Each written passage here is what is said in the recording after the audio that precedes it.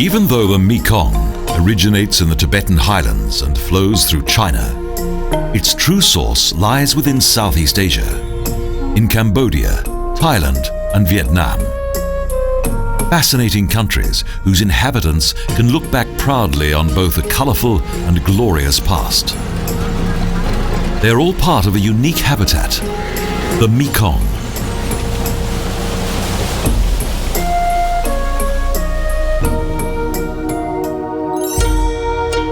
Around 35 kilometres from the capital of Phnom Penh, the jungle temple of Ta Prohm is a unique combination of both nature and culture.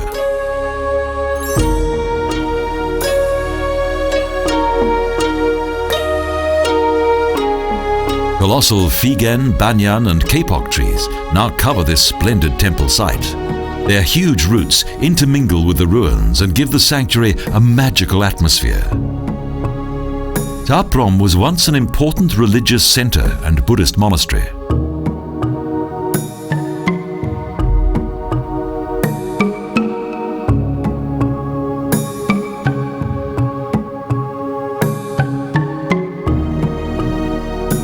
The monastery dates back to the 12th century. The last great ruler who was responsible for the building of the Angkor Temple was King Jayavarman VII.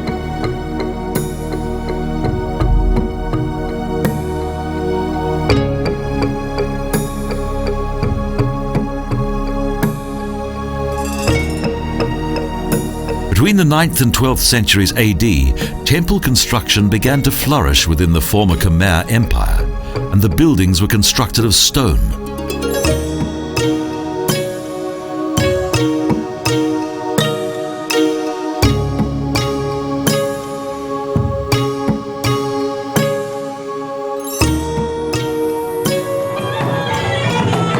Most of the country's traditional dances date back to the Angkor period. The dancers of the classical and extremely complex Apsara dance once enjoyed great respect and were given the status of divine beings. They were also mediators between heaven and earth.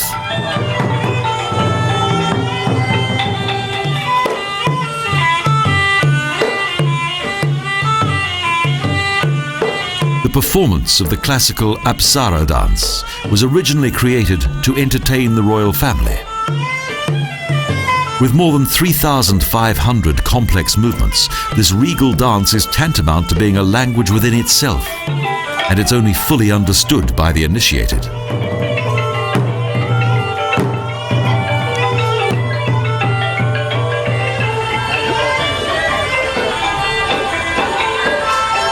The origin of the traditional Khmer dance can be traced back to Funan times in the 1st or 2nd century AD. Funan was the first great kingdom in Southeast Asia.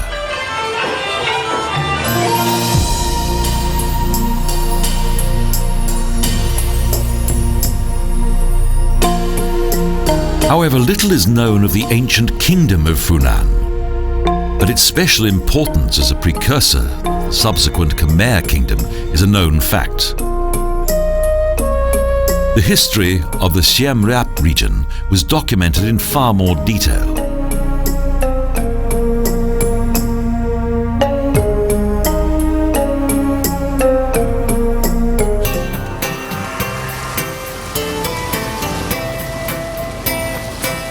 For many centuries, the Tonle Sap, the largest freshwater lake in Southeast Asia, was a vital source of water for around 10% of Cambodia's population. It is also of great importance for wildlife.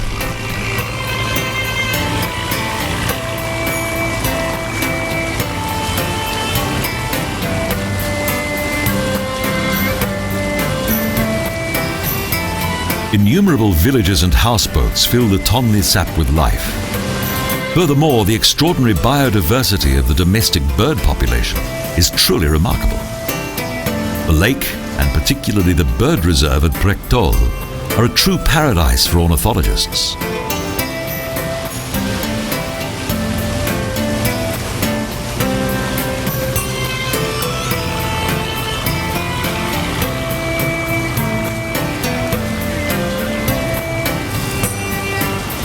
Because of the lake's variable water level, the inhabitants of the region's floating villages are often forced to move on and settle in various other sections of the Tonle Sap.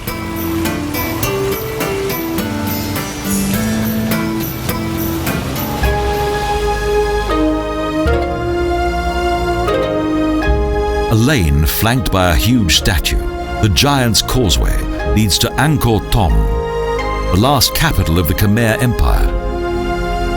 As with the jungle temple of Ta Prohm, the founding of this city also dates back to the prolific builder and final ruler of Angkor, King Jayavarman VII.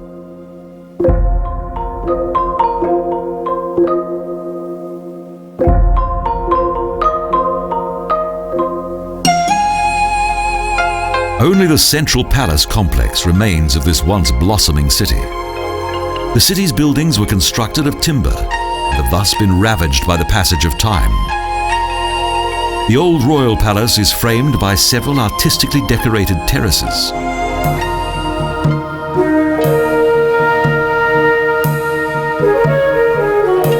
These richly decorated stone remains testify to the might of the former Khmer ruler. In the 12th century, King Jayavarman VII forced back the hostile armies of the Cham, which had once occupied the country, and they retreated into today's Vietnam.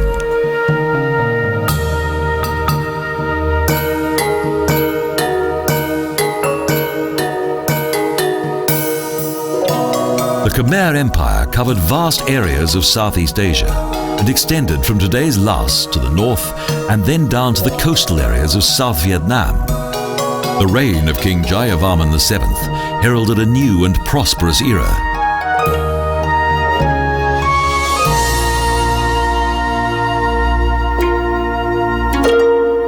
Bantier Shri, the women's citadel, is one of the few sanctuaries that was not built by a king, but by the Brahmin scholar Vajnavaraha.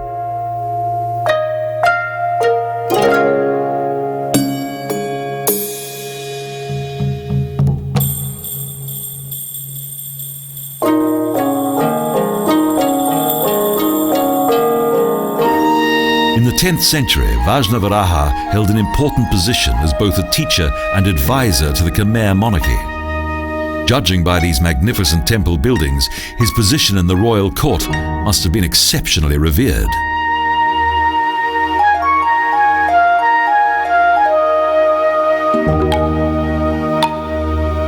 This architectural jewel was hidden away in the dense Cambodian jungle for several centuries until a French lieutenant, Marek, accidentally stumbled across the ruins in 1914.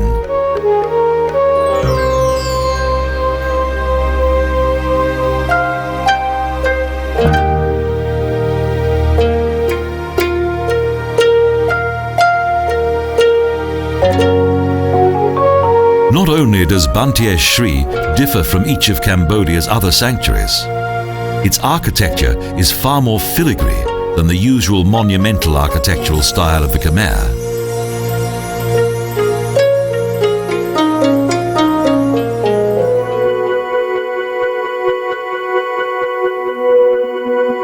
Angkor Wat is the most famous temple site in Angkor and also the largest sacred building complex in the world. The sanctuary is surrounded by a 1,000 by 800 meter long moat. With a population of around 20,000, Angkor Wat was like a city within a city.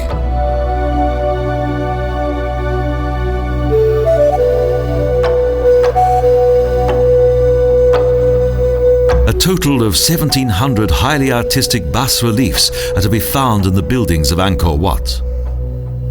Most of them are religious images taken from Indian mythology.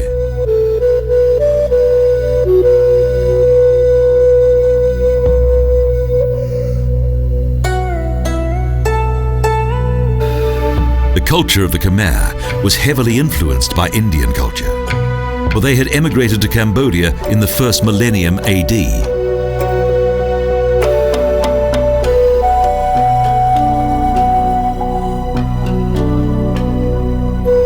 For many years, the Khmer monarchy was considered to be an incarnation of Vishnu, who was one of the main gods of the more recent Hindu religion.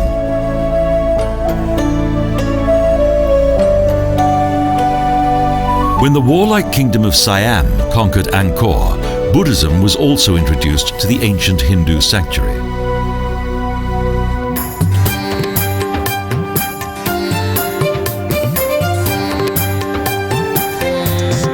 It's only relatively recently that the modern metropolis of Bangkok, with a population of around 9 million, was made into the capital of Siam, today's Thailand. Now the city's chaotic streets are overcrowded with noisy traffic.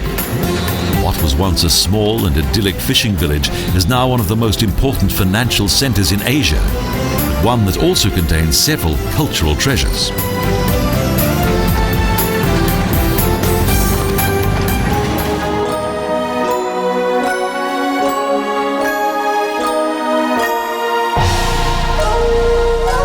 Over 400 Buddhist temples are to be found in Bangkok. One of the most important is the magnificently designed Wat Phra Kaeo, that in addition to many other valuable treasures, also contains the Emerald Buddha.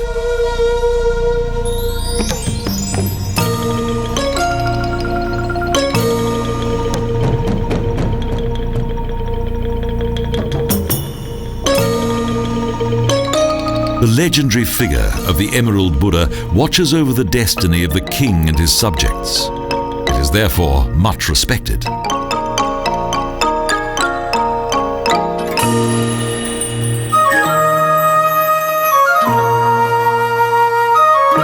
The spiritual centre of Thailand and its worldly centre of power live side by side.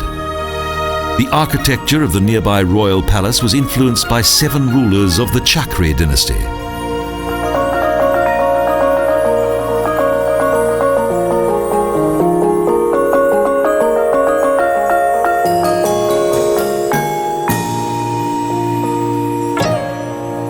Due to frequent changes to its architecture and various influences, the Grand Palace contains a combination of styles.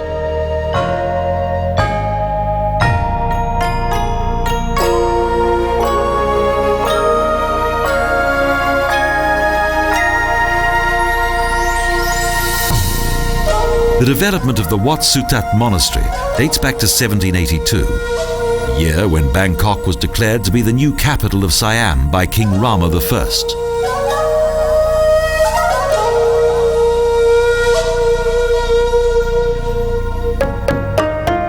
At that time, King Rama I named the city Krung Thep, the City of Angels. Within a few years, the city attracted numerous architects and artists who, by royal command, built further religious buildings.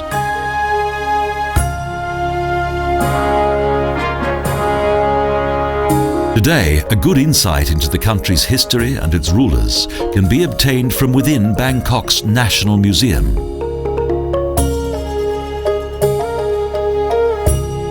Wat Pho, the temple of the Prone Buddha, is the city's oldest and largest monastery. The temple was located here in the 16th century. However, founded by King Rama III, this site now contains Thailand's oldest university.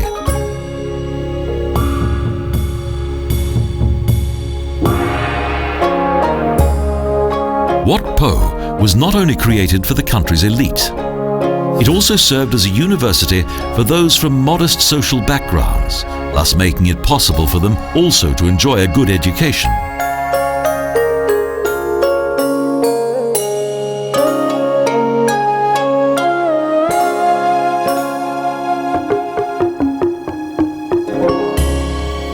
Right up until the present day, Wat Pho has continued to be the centre of education for those who would otherwise be unable to attend university.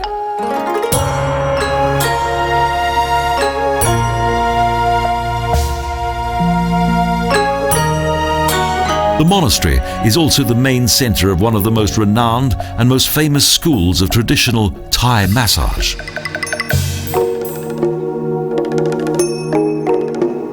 Long before the construction of today's modern skyscrapers, the 80-metre-high tower of the Temple of Dawn has dominated the city of Bangkok. Wat Arun is situated in Thonburi that until 1971 was autonomous.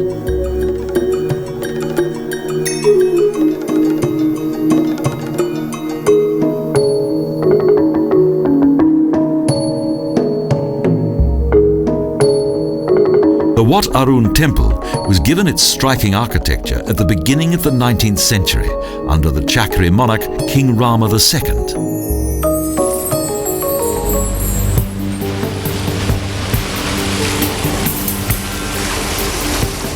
At that time, the klongs, an exotic system of numerous small canals, were one of the most important arteries of the city.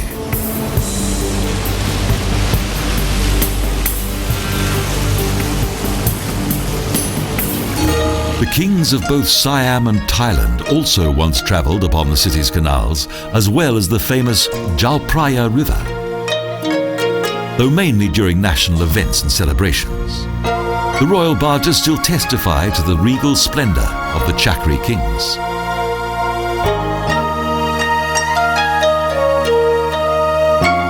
Up until today, the royal family is both cherished and worshipped by the Thai nation. Their special significance continues despite the country's abandonment of absolute monarchy.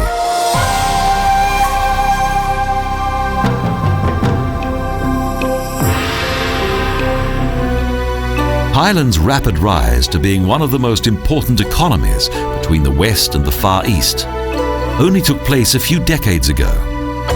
Prior to this, its population witnessed the demise of various military leaders who had taken over power in the 1930s.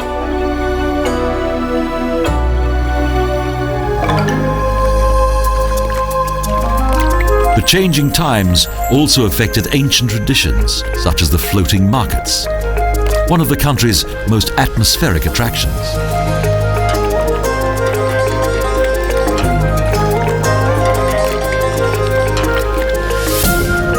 In Dam Noen Saduak, around 100 kilometres outside Bangkok, this old tradition is very much alive. The market has developed into a popular tourist attraction.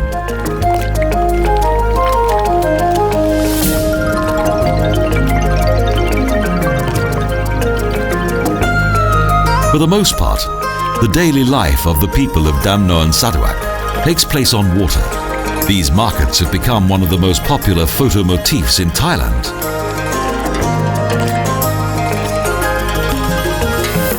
For those who wish to experience life on Bangkok's floating markets as authentically as possible, it's necessary to rise early in the morning before all the hustle and bustle reaches fever pitch.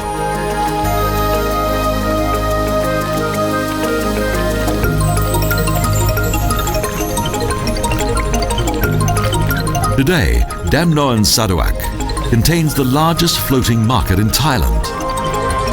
A number of smaller markets are located just off the main tourist trail.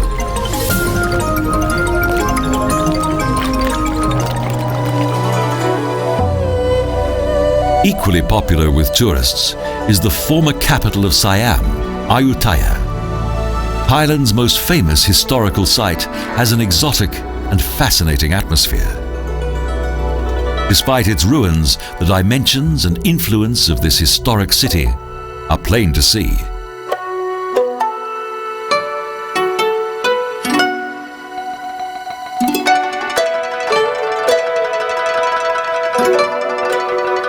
However, history demonstrated just how inappropriate was the name of this tragic city. Alas, Ayutthaya proved to be the opposite of its name, the Invincible City.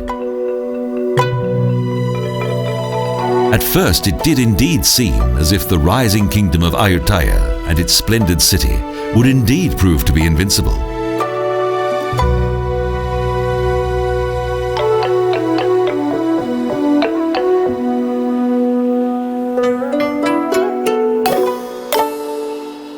In 1350, U Thong chose this city as the country's new centre of power, following the decline of the legendary kingdom of Sukhothai.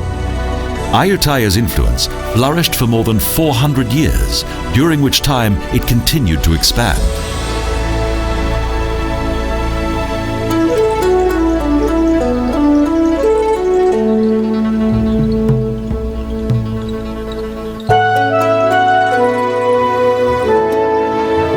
But the mostly aggressive and military politics of its 33 kings and 5 dynasties proved to be its downfall.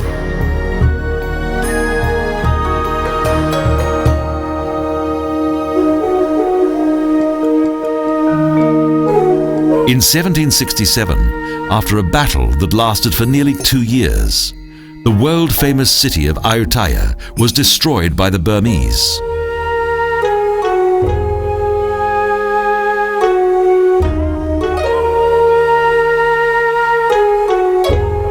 The glorious epoch of this great empire came to a sudden and violent end. Its ruins are now all that is left.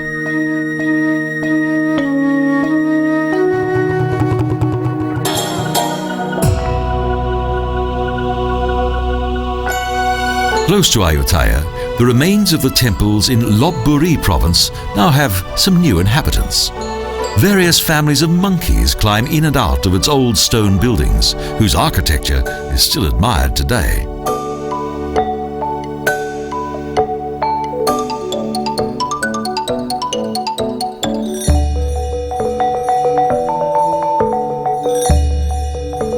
The monkeys, however, show little respect for this historic site, and they're totally unfazed by visitors.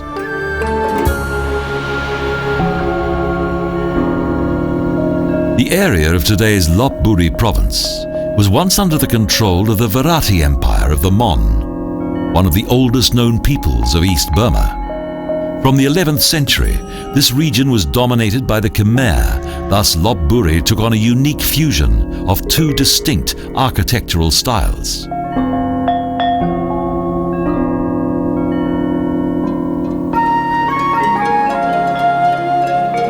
Lopburi design experienced a flowering period between the 10th and 13th centuries. After Sukhothai had forced the Khmer from this region, Lopburi became relatively independent.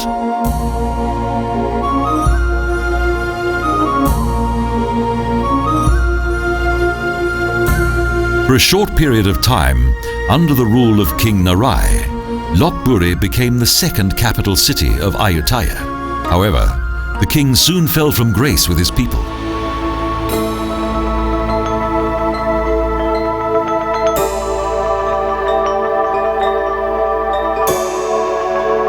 Towards the end of his reign, his openness and trade with the West proved to be fatal for both himself and his Greek advisor Constantine Phalkon.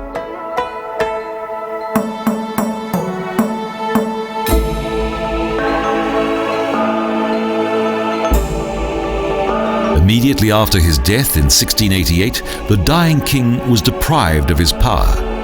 Phalkon was imprisoned and subsequently executed.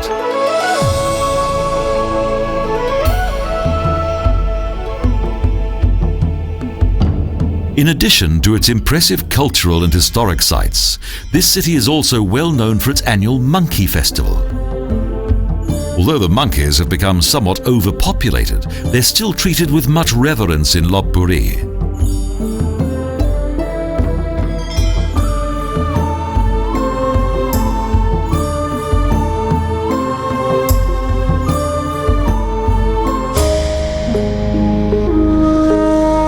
Sukhothai, the dawn of happiness. This sonorous name of Thailand's first major capital city once symbolized the beginning of a new and glamorous epoch. Prior to the founding of the city, this was the site of a small and unimportant settlement.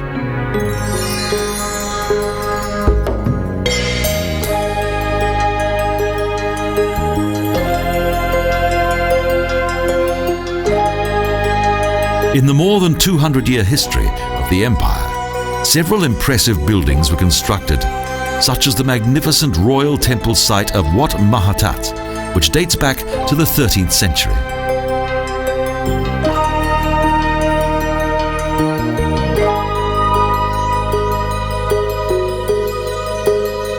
Several large Buddhas smile benignly at visitors to Sukhothai's royal temple. Wat Mahatat is a fine example of Sukhothai's wonderful architecture.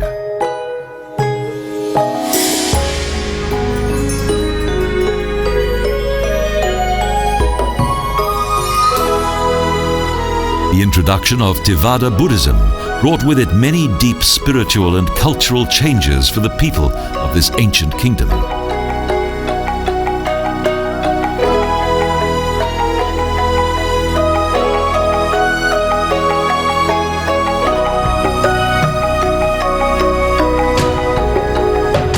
Today, Buddhism is Thailand's main religion.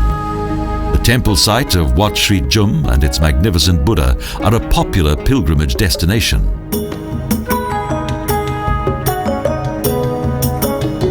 The sudden fall of Sukhothai in around the middle of the 14th century was brought about by the peace-loving ideals of the successors to the founder of the empire, Ramkhamhaeng. They paid little heed to the country's defense. This was later exploited with devastating effect. In 1350, Prince U Tong was thus able to conquer the city without the spilling of a single drop of blood. This marked the end of Sukhothai.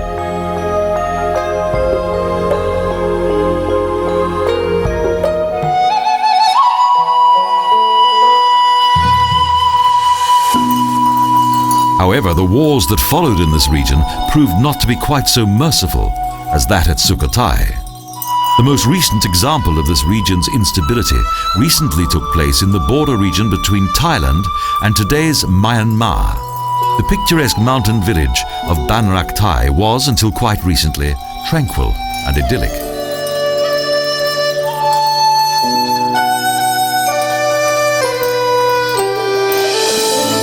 For several decades, the mountain people of Karen fought for their independence. The extremely remote locations of this area, along with the widespread poverty, have encouraged the inhabitants of this, the infamous Golden Triangle, to grow opium.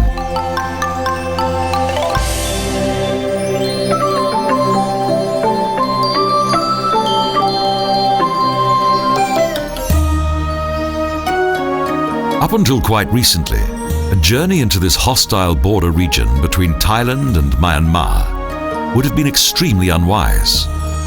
The military aggression that was taking place in this area would have threatened the lives of anyone who traveled here. Landmines are still a major hazard.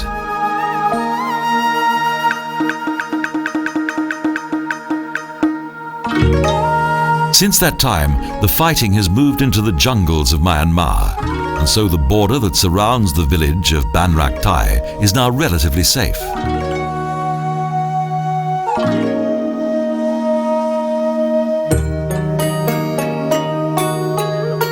Today, the scenic beauty of northern Thailand's fascinating wilderness can be enjoyed once again, even though the recent past has shown that the political and military situation here can change at a moment's notice. Thailand's most northerly region is distinguished by its untouched nature and also its population. The boat trip on the Pai River leads to a Padang settlement that in recent years has become extremely well known.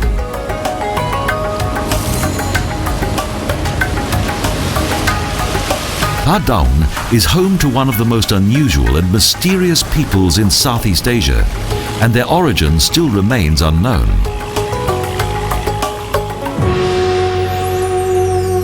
Over the past few years, the Padang village of Nampang Din has developed into a tourist attraction, yet has managed to retain its age-old character. Much interest focuses upon the striking and extraordinary rings that are worn around the necks of the village's long-necked women.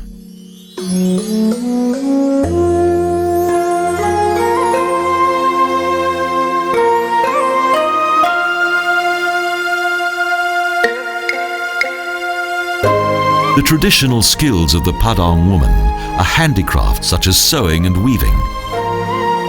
In addition to using these creations in their own daily lives, they also sell any surplus goods as souvenirs. And they are indeed very popular with the tourists.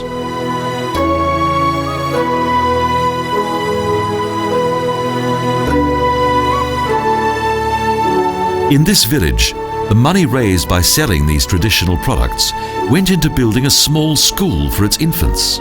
And much of it is also used in the fight for independence of the Karen people.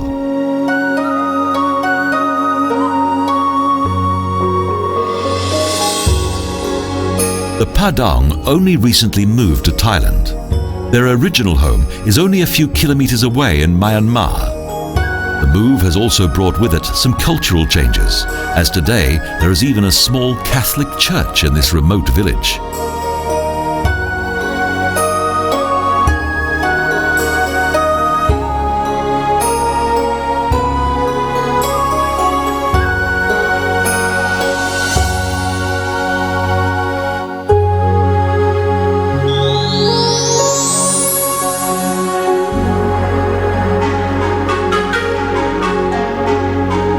The final country that the Mekong flows through on its long journey to the South China Sea is Vietnam.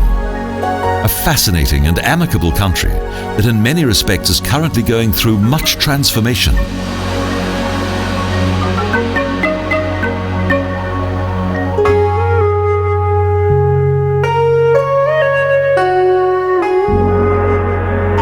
Vietnam has many cultural and natural attractions.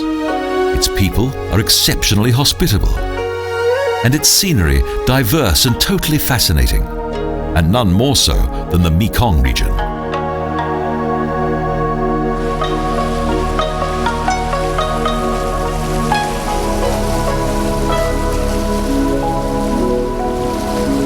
Hanoi, the capital of Vietnam, is an exceptionally beautiful city with many lakes and parks. Despite its 3.5 million inhabitants, Hanoi is a relatively laid-back and relaxed city. In the traditional songs of the Vietnamese, Hanoi is often referred to as the soul of the country.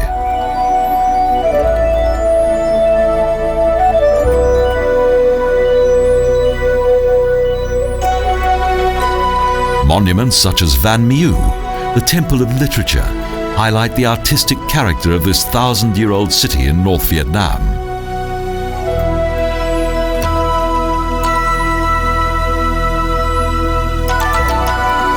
Apart from Confucianism and Buddhism, Taoism is the third most important philosophical religion for the people of Hanoi. The Prek Toal temple is a masterpiece of Taoist architecture.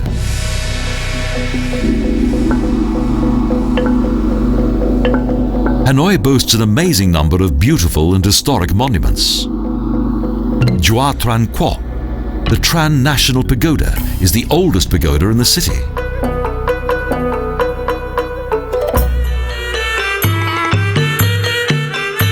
The traditional water puppet theatre also has a long history. For almost 1,000 years, this fascinating play has been performed almost exclusively in Vietnam.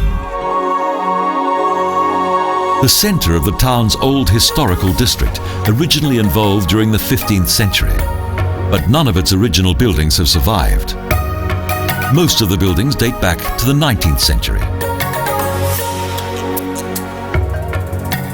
Seeing such wonderful buildings, it's difficult to believe that this city sustained a large amount of damage during the Vietnam War.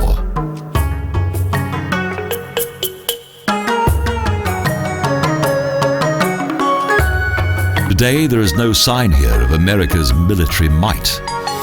Miraculously, most of the temples were undamaged by their bombs.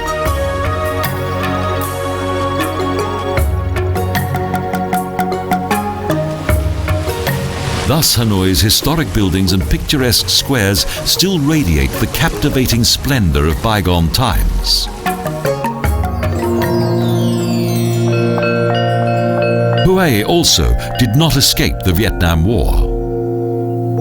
Beyond the citadel's mighty fortifications, in an area measuring 500 square hectares, is the former Imperial City that once suffered heavy damage during the North Vietnamese Army's Tet Offensive.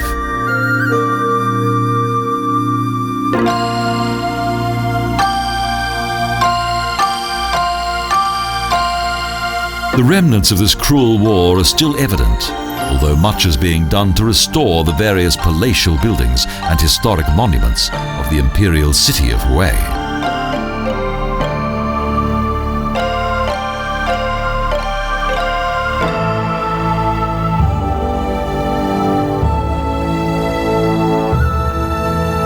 A lack of funds hinders these developments.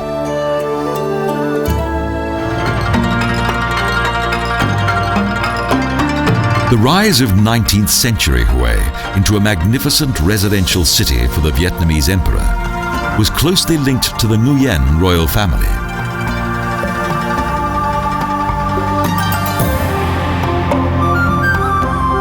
Located upon a hill on the shores of the Perfume River is the Tien Mu Pagoda, one of the country's most famous buildings.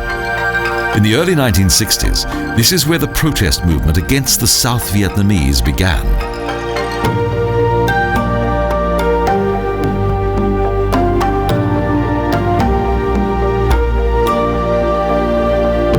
Ngo Dinh Diem, the first president of South Vietnam, was a dictator who persecuted the followers of Buddhism for many years. A large number of innocent monks were arrested and eventually executed before Diem himself fell from power and was eventually killed.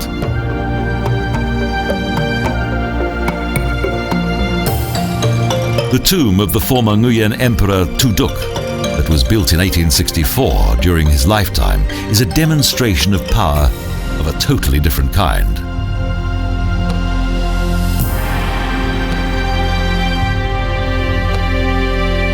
Unlike Tu Duc, the 12th Nguyen Emperor, Khai Dinh, was unpopular with the Vietnamese people. Thus, the lavishness of his tomb is somewhat misleading.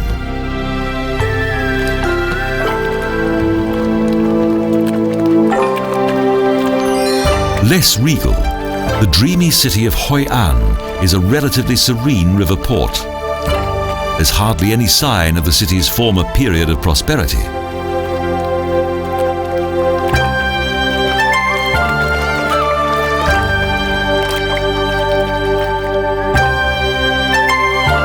Hoi An was one of the most important ports and trading centres in the whole of Southeast Asia, and even traded with Europe.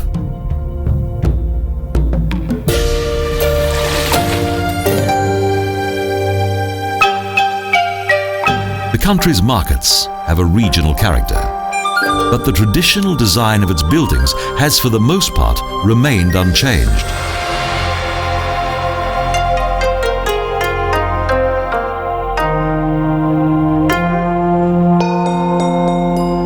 The city's architecture was once influenced by Japan and China, who each had large commercial enterprises here. The meeting halls and residences of the Chinese still provide a good insight into their former wealth.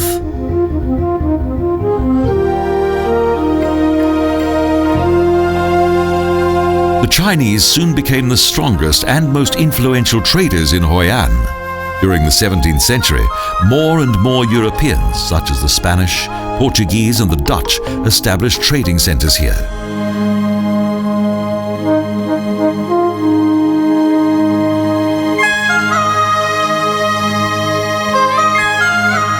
The most famous architectural landmark created by the Japanese is a roofed bridge.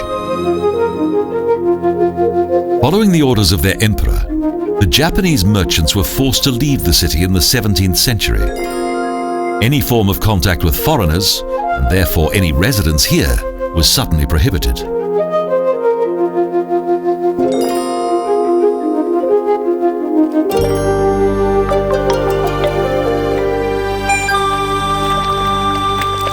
Until the 19th century, Hoi An remained an important trading city.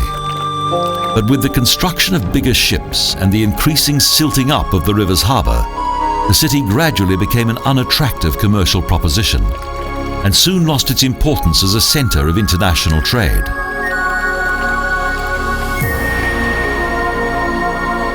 Proudly and majestically, the Cham Temple of Po Klun Garai towers up into the sky. What the Khmer are for Cambodia, the Cham are for Vietnam.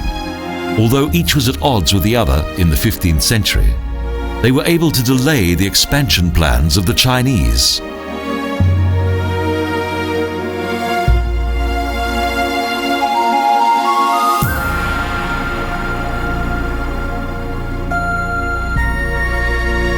The temple site of Po Klun Garai is the finest example of Cham architecture. Its tall and impressive red brick towers were probably built between the 13th and 14th centuries during the reign of King Shimavarman III.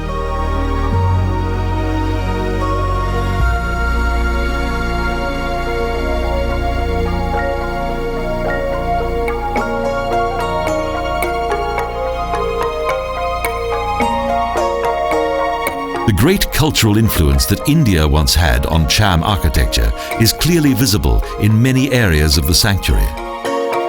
Hinduism was established at an early stage of the Champa kingdom.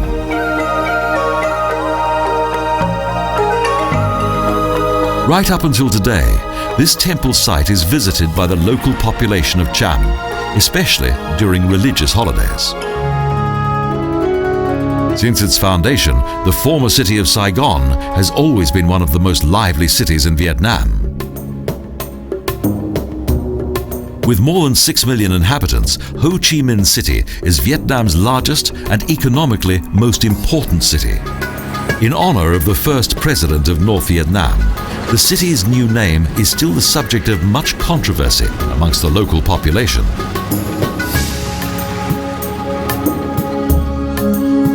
Most of them still refer to their city as Saigon. Despite its relatively young age, Saigon has many cultural attractions.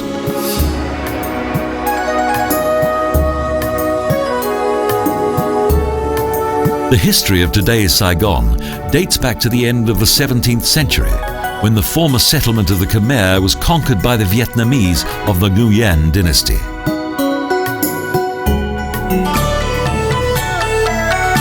Over the years, several Malayan, Indian and Chinese traders settled here and boosted the city's economic development to such an extent that Saigon developed into a major trading center.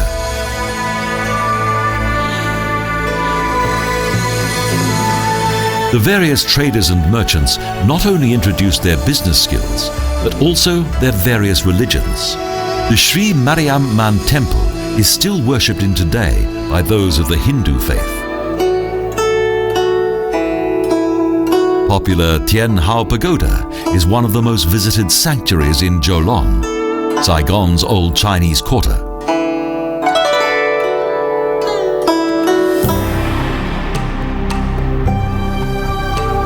The city's oldest remaining temple site is the Jak Lam Pagoda, that was built in 1744.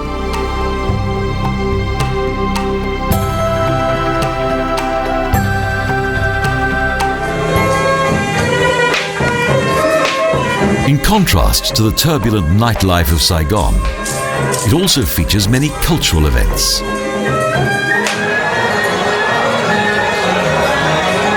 Traditional folk dance has always been extremely popular in Vietnam.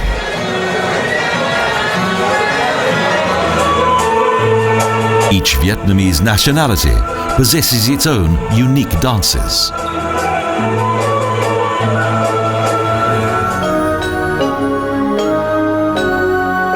With its vast complex of small canals and covering a total area of over 39,000 square kilometres, the Mekong Delta, after the Amazon in South America and the delta regions of the Brahmaputra and the Ganges, is the third largest delta in the world.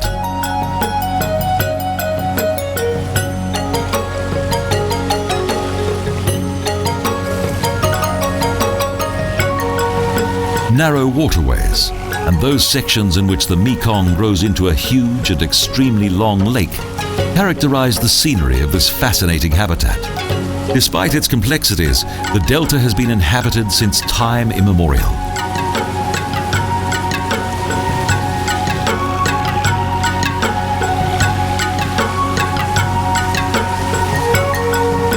Most of the islands in the Mekong Delta are extremely fertile and are well known for their abundant harvests.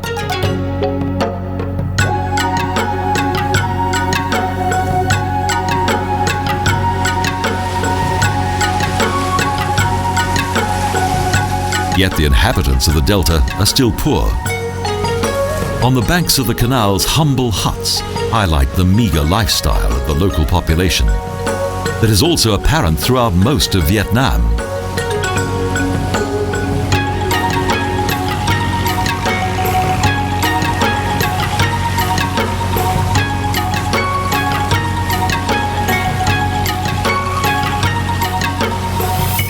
The scenic beauty of the tropical vegetation here fails to obscure the harsh reality of everyday life. Short tropical thunderstorms are also quite normal. For the local people, the rain is often a welcome sight.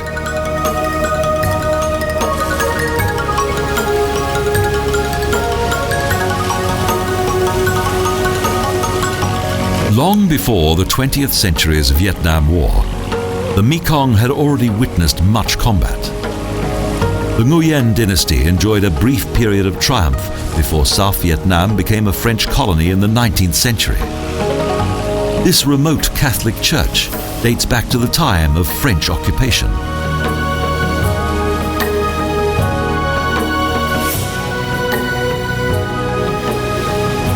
Vietnam's former colonial period not only introduced churches, the foundations of several important plantations were laid here. Due to the fertile soil of the Mekong Delta, Vietnam has become the world's second largest exporter of rice.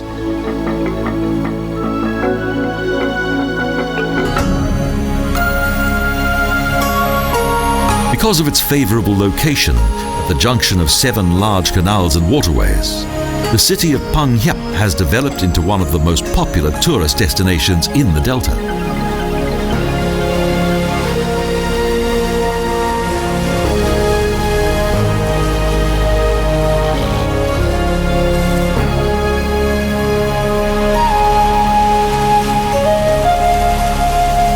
For many years, the floating markets of Phan Hiep attracted only the local population. Farmers, fishermen and craftsmen came here to sell their produce and goods. With Vietnam's growing tourist industry, Phan Hiep has attracted an increasing number of excursion boats.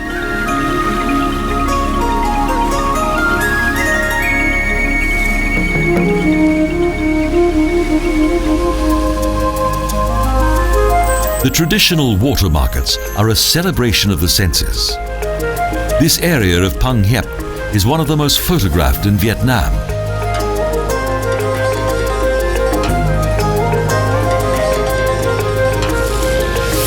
There's a huge variety of tasty treats supplied by the farms of the nearby villages. Foreign visitors are especially impressed by the exceptional quality of the region's produce.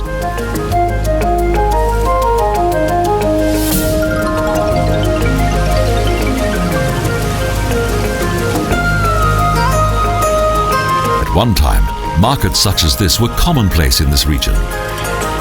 But now the atmospheric floating markets of Phan Hiep are few and far between.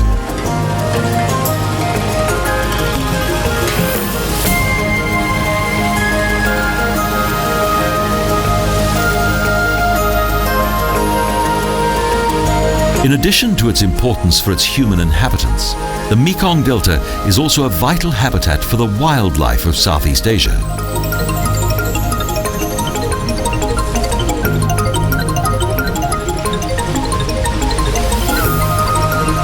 Between villages and settlements, there are still various unspoiled islands and forests that have as yet not been transformed into agricultural land.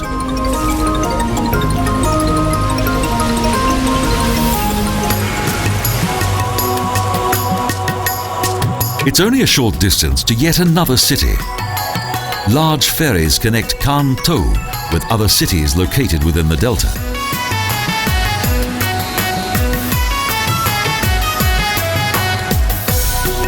With around 250,000 inhabitants, Can Tho is the largest city in this region. It has a thriving economy. And within the park, close to the river, is a highly visible statue of the Vietnamese revolutionary and president, Ho Chi Minh.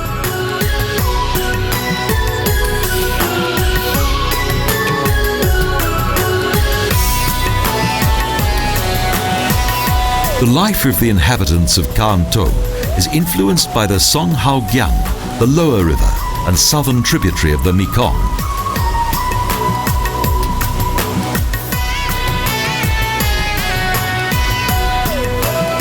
But the strategic location of the city also has a sinister side. During the Vietnam War, Can Tho served as a military base for the various gunboats and smaller transport ships of the American military. So this region was very much a part of the war.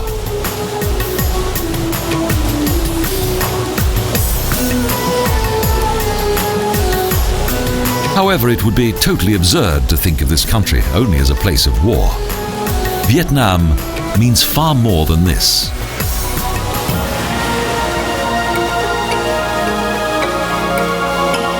The Mekong, a unique habitat that is strongly influenced by the Nine Dragon River, comprises some of the most impressive countries in Southeast Asia: Cambodia, Thailand and Vietnam.